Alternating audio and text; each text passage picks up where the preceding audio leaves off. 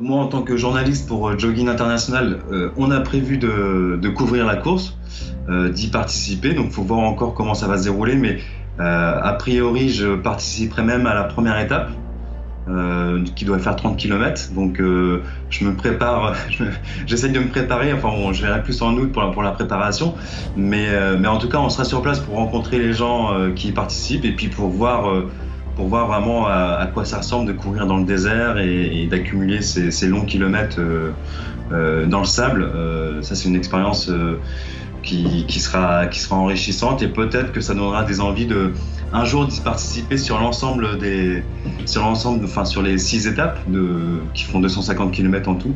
Aujourd'hui, je m'en sens pas capable, mais ça peut être un déclic quoi, en tout cas de participer à une course à étapes comme ça. Le marathon des sables, pour moi, ça évoque surtout l'aventure en fait. Je vois ça, le voyage, l'aventure. Voilà, c'est le Maroc, c'est le désert. Pour moi, c'est un peu l'exotisme.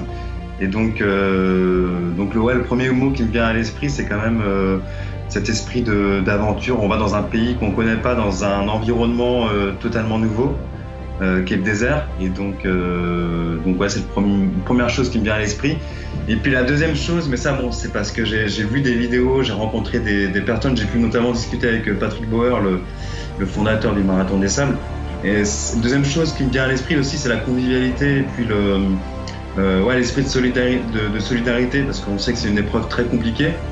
Et voilà, il y a cet esprit d'autonomie, de dormir tous ensemble dans un campement, etc.